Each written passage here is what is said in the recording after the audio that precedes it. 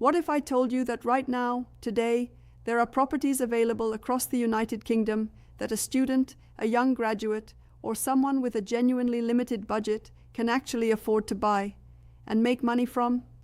Not next year, not when interest rates drop, not when you've saved for another decade, right now, in 2026. Would that change how you think about your financial future? Because here's the truth that the mainstream property world doesn't want you to sit with for too long. While everyone is busy arguing about whether the UK housing market is going to crash or recover, a very specific and very powerful opportunity has been quietly growing underneath all that noise. And the people who spot it first, the people watching this video right now, are the ones who are going to benefit most. Stay with me until the end of this video because I'm going to walk you through exactly what this opportunity looks like, where it exists, why it's growing, and most importantly, how someone with a limited budget can actually get into the UK property market in a real, tangible, meaningful way. This isn't theory. This is happening right now, and by the time you finish watching, you will see the UK property landscape completely differently. Welcome to NestPath UK, the channel that exists to give real people real property knowledge, without the jargon, without the hype, and without hiding the parts that are actually complicated. If this is your first time here, subscribe right now, because what we cover on this channel genuinely cannot be found packaged this clearly anywhere else on YouTube. And today's video is one of the most important we've made. Let's start with a question that I want you to really sit with. When you hear the phrase UK property investment, what comes into your mind? Most people immediately picture something expensive, something out of reach.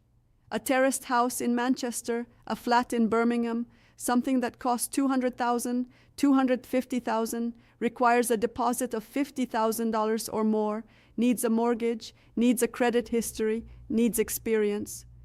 And for many people watching this, students, recent graduates, people in their 20s who are just building their lives, that image feels like it belongs to someone else's story, not yours.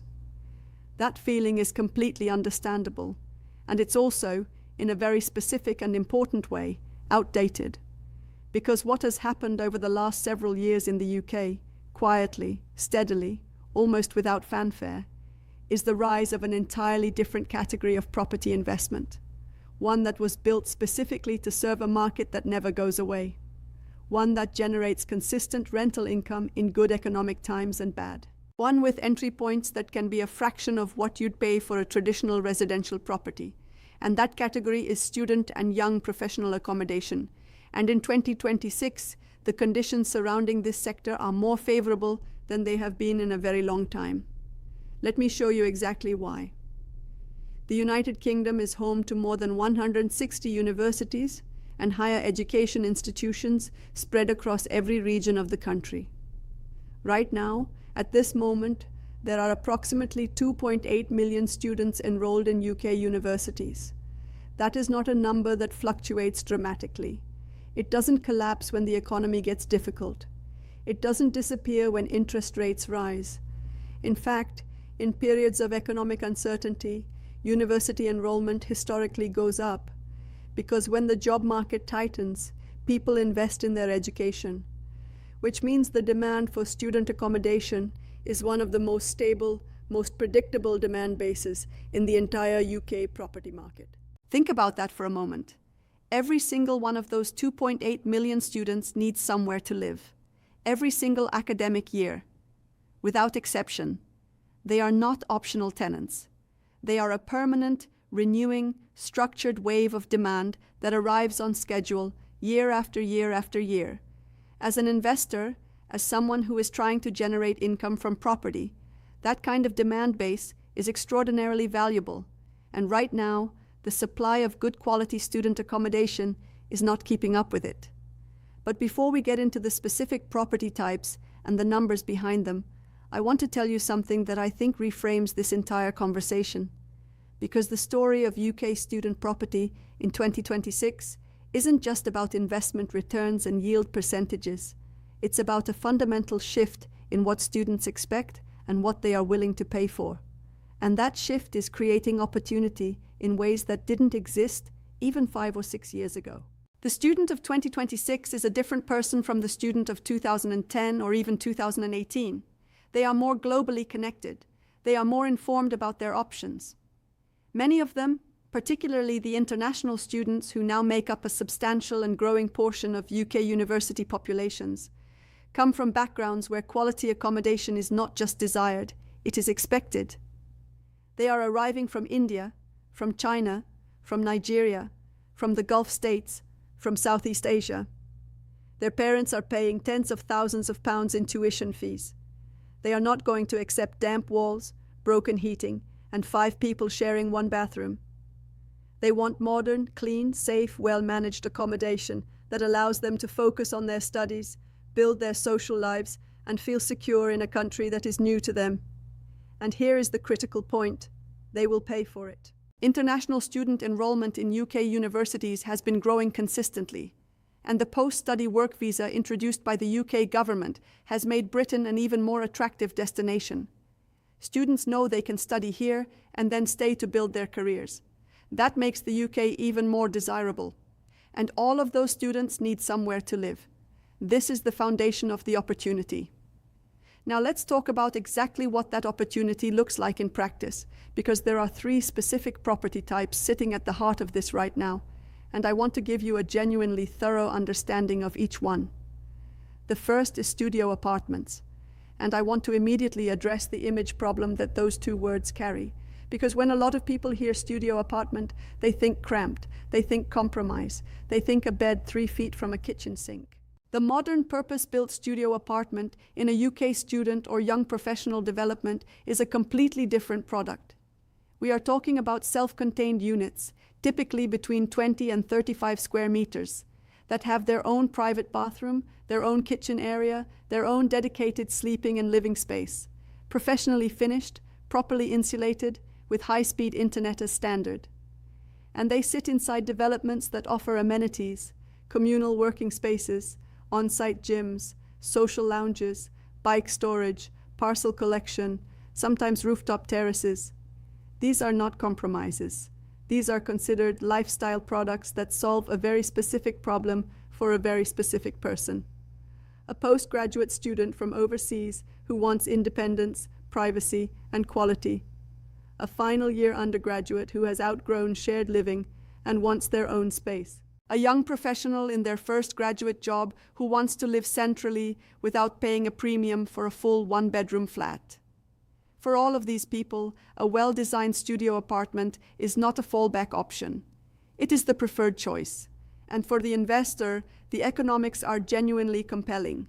Because these units are smaller, the entry price is dramatically lower than a conventional residential property. In certain UK cities right now, cities with large universities and strong student populations, you can enter the studio apartment market at price points starting somewhere in the region of $70,000 to $90,000 for a managed unit. That is less than a third of the average UK house price. And yet the yield, the annual rental income as a percentage of that purchase price, can be higher than what you would generate from a standard residential property in the same city. Why? Because rent in student accommodation is not priced by the square meter the way residential property is. It is priced by value delivered. Location, security, management quality, amenities, the feeling of being in a community. All of these things command a premium in the student market that does not necessarily exist in the same way in the traditional residential market. You are selling a solution, not just square footage. And that makes the yield arithmetic work differently. Now here's the part of the studio apartment story that most people miss, and I think it is one of the most important dynamics in this entire sector right now. The gap between supply and demand is not closing, it is widening. UK universities have been expanding their intake. More students, more courses, more international partnerships, but the development of new purpose-built student accommodation has not kept pace. Planning permissions are harder to get in dense city centres. Construction costs have risen significantly. Many planned developments have been delayed or scaled back. The result is that in some of the UK's most important university cities, the number of available beds is genuinely falling behind the number of students who need them. And when supply falls short of demand in a rental market, rents go up, yields improve, occupancy stays high. That is the environment that well-positioned studio apartment investors are operating in right now. Let's move to the second property type, and this one has a slightly different character, a slightly different investor profile, and its own compelling logic. Shared student housing, the evolved, modernized version of what the industry calls houses in multiple occupation, or HMOs. Now, I want to be careful here because the HMO label can trigger some skepticism in people who have heard stories about the old model, the poorly managed Victorian terrace with 5 students crammed in and a landlord who never answered the phone. That model exists. It still operates in some parts of the market. But it is not what I am talking about, and it is increasingly not what students are choosing when they have options. The new generation of quality shared student housing works like this. A larger property, often a converted Victorian or Edwardian house or a purpose-built townhouse, is professionally refurbished to a high specification. Each student has their own private bedroom, often with their own ensuite bathroom.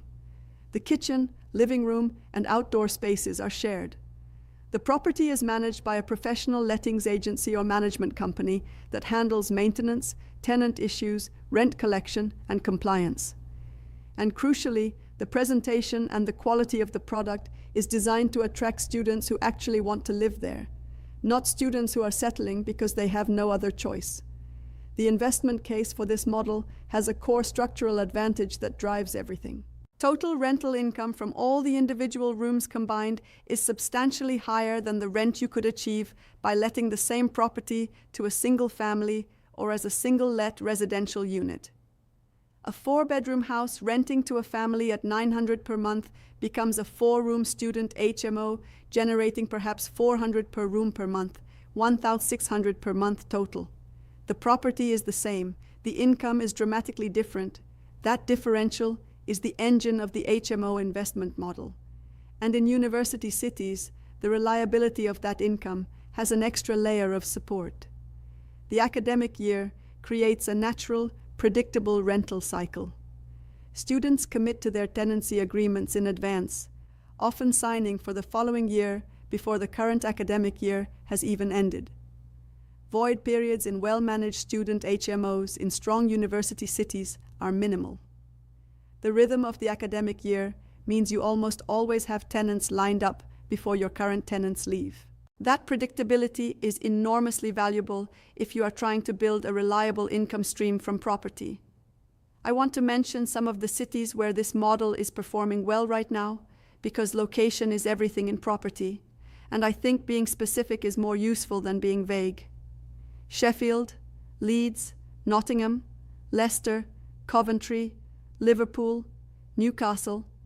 These are cities with large, well-regarded universities, significant student populations, established rental markets, and price points for property acquisition that are considerably more accessible than London or the Southeast. These are cities where the arithmetic works, where a carefully chosen shared student house can generate strong yields while also sitting in a market where capital values have historically grown over time. At Nestpath UK, we always say this: the best property investment is one that works on 2 levels simultaneously. It generates income today through rental yield, and it grows in value over time through capital appreciation. The student HMO in the right university city, managed well and bought at the right price, can deliver both. That is a powerful combination. Now let me tell you about the third opportunity, and I genuinely believe this is the one that is most relevant to the largest number of people watching this video right now. Particularly those of you who are complete beginners, who maybe live outside the UK, who are time poor, or who want the benefits of property ownership without the complexity of active management. I am talking about purpose-built student accommodation units, often called PBSA units, inside professionally managed student accommodation developments. Here is how this model works and why it is so interesting.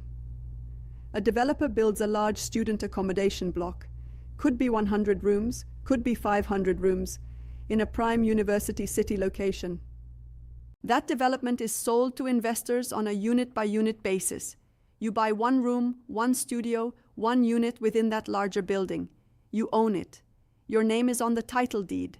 It is a real property asset. And then a professional management company takes over everything, finding tenants, collecting rent, handling maintenance, managing the communal areas, dealing with compliance.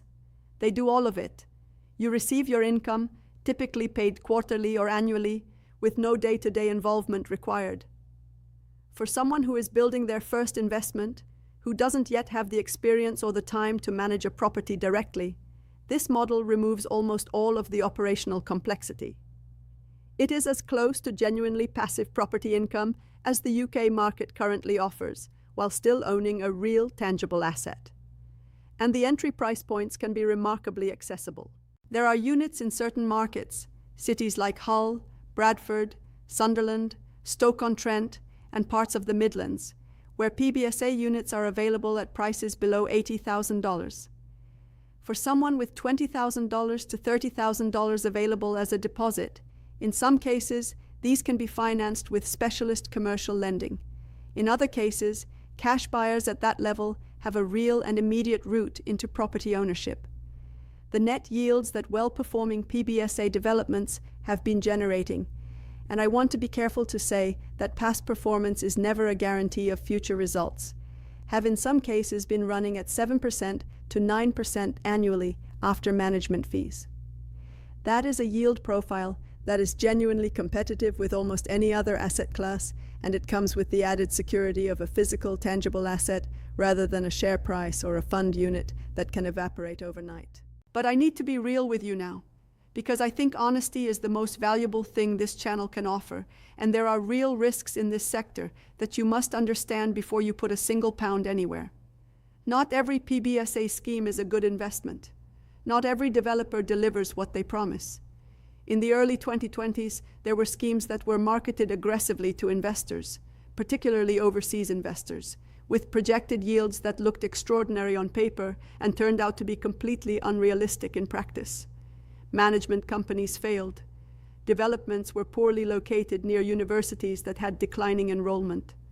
Occupancy rates fell short of projections. Investors ended up with assets that were difficult to sell and generating far less income than they were promised. This is real. It happened. And it is why at NestPath UK, we are absolutely firm on one principle above all others. Do your due diligence before you invest in anything. Location is the non-negotiable starting point. Is the university large, well-regarded, and growing in student numbers? Is the development genuinely close to the campus or to the city centre? Is there an existing proven student accommodation market in that city, or is this a speculative bet on future demand that may not materialize? Management quality is the second non-negotiable. Who is running this development? How long have they been operating? Can you find real investors who have worked with them and will tell you honestly about their experience? A great location with a poor management company is a bad investment. Get references. Ask hard questions. Walk away from anyone who tells you that everything is guaranteed and there is no risk. And always, always look at net yield after all costs, not the gross headline figure. Management fees on PBSA schemes can be significant. Service charges, ground rent, void provisions, maintenance reserves, all of these eat into the gross income. What matters is what actually lands in your pocket after everything is accounted for. Never invest on a gross yield number alone, ever. Here is the broader picture that I want to leave you with, because individual property types only tell part of the story. The macro environment surrounding UK student property in 2026 is genuinely supportive in ways that compound the opportunity at the ground level. The government's post-study work visa has extended the average stay of international students in UK cities, increasing demand for accommodation beyond the standard 3 or 4 years of a degree. UK universities are actively growing their international partnerships, bringing in more students from more countries. Housing planning in many UK cities remains constrained, limiting new supply. And interest rates, while still elevated compared to the historic lows of the early 2020s, have come down enough to make financing more viable than it was 18 months ago. All of these factors, growing demand, constrained supply, policy support for international students, improving financing conditions, are pointing in the same direction at the same time. That does not happen often in any property sector. And when it does, the investors who are paying attention and who have done the work to understand the market are the ones who act, while everyone else is still reading headlines and waiting for certainty that never comes. So let me be direct with you now. If you have been thinking about property investment, if you have been wondering whether there is a way into the UK market that is accessible on a realistic budget, this is the moment to go from thinking to learning. Not necessarily to buying tomorrow, but to educating yourself seriously, to understanding which cities, which property types, which management structures, and which price points align with your personal financial situation and your long-term goals.